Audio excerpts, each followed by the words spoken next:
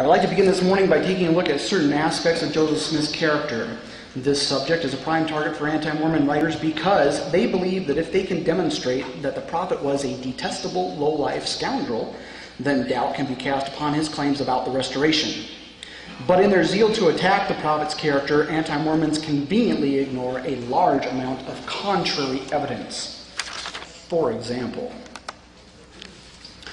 one recent anti-Mormon book cites a statement made in 1831 by Abner Cole, who said that it was quite certain that the prophet himself never made any serious pretensions to religion until his late pretended revelation, meaning the Book of Mormon. It does not seem to concern modern anti-Mormons that Mr. Cole did not bother to explain how this determination was made, or that his statement is directly contradicted by the information on this slide. Here we see that Joseph Smith was raised in a very religious environment. He was taught at a very young age to love God with all of his heart. He learned from the Bible in his home, sang hymns, and participated in family prayers both morning and evening. One first-hand account of what went on in the Smith household indicates that this family was educated under the teaching of the strictest kind of a religious influence. But on a more personal level, Father Smith recalled that during his childhood, Joseph Jr. meditated much upon the great things of the Lord's law. And Joseph's mother remembered that before 1823, he reflected more deeply than common persons of his age upon everything of a religious nature. The prophet's brother William further relates that between 1823 and 1827, he received frequent lectures from his brother Joseph on the subject of religion. Where does all of this eyewitness evidence leave Abner Cole's insistence that Joseph Smith was not seriously religious in his younger years? In an indefensible position. Next, there is the anti-Mormon accusation that Joseph Smith's behavior was so scandalous during his youth that church leaders changed his official history after he died in order to cover up his misdeeds and purify his character. The evidence offered in support of this claim is the history that is now published in the Pearl of Great Price, which can be seen on the left-hand portion of this slide. It is claimed that the words highlighted in red were fraudulently added to the text. These words, as the critics are eager to point out, were not in the 1842 version of the church history as printed in the Times and Seasons. But what they fail to mention is that the portion in red was written on 2nd of December 1842, while Joseph Smith was still alive and kicking, and just months after his official history had been printed. In addition, they fail to mention that these words are in the handwriting of Willard Richards, who served as the prophet's private clerk and scribe. It should also be noted that this material is written in the first person, which means that Joseph Smith most likely was the source for these words. But critics take the charge of tampering with this text even further. They point out that the word foibles was inserted into the original manuscript as a replacement for the word corruption.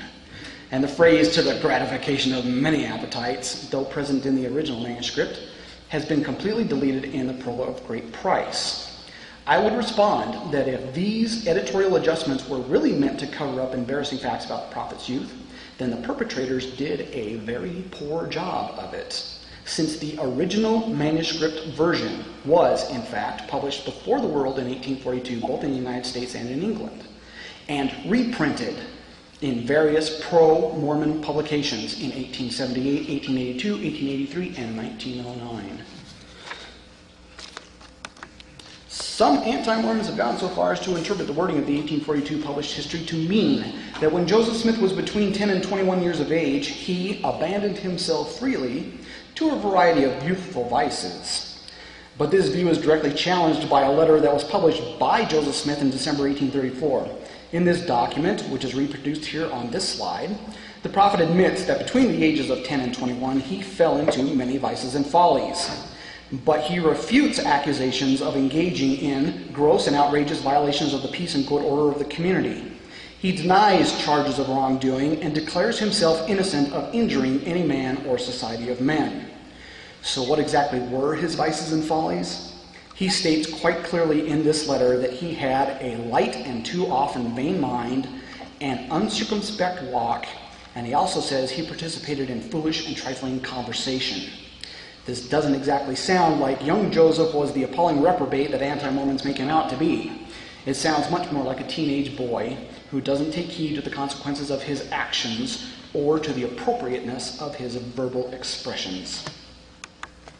What about the argument put forward by some critics that when Joseph Smith was young, he was a teller of tall tales?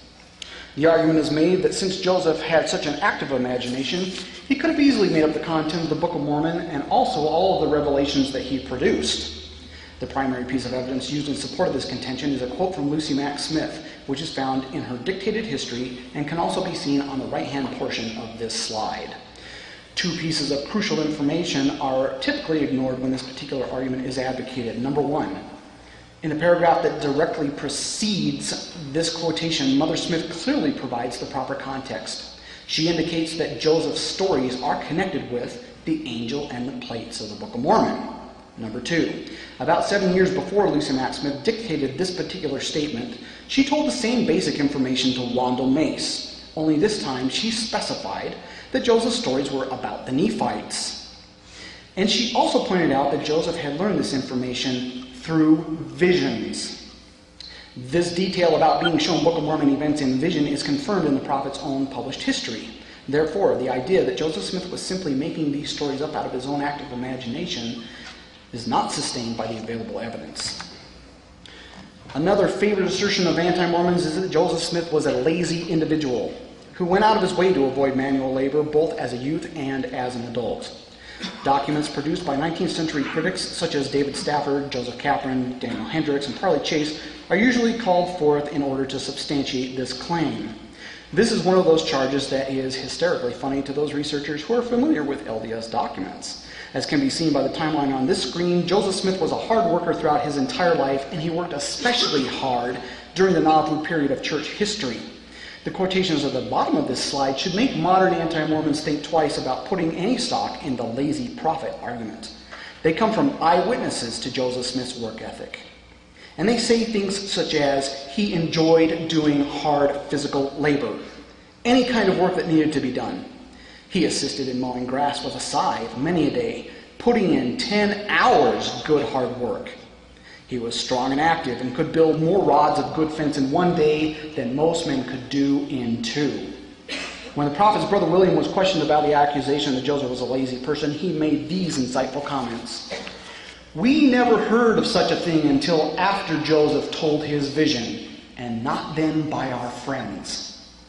Whenever the neighbors wanted a good day's work done, they knew where they could find a good hand, and they were not particular to take any of the other boys before Joseph either. Joseph did his share of the work with the rest of the boys. We never knew we were bad folks until Joseph told his vision. In the early stages of the Restoration, critics of the prophet attempted to get people to ignore his message by claiming that he was not a man of truth and veracity. Parley Chase was one of those individuals. He published a statement that declared the prophet bore the reputation among his neighbors of being a liar. Did all of Joseph's neighbors believe that he was a liar? Certainly not.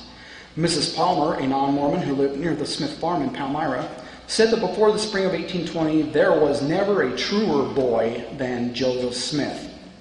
Those people who had close extended contact with Joseph also made note of his honesty.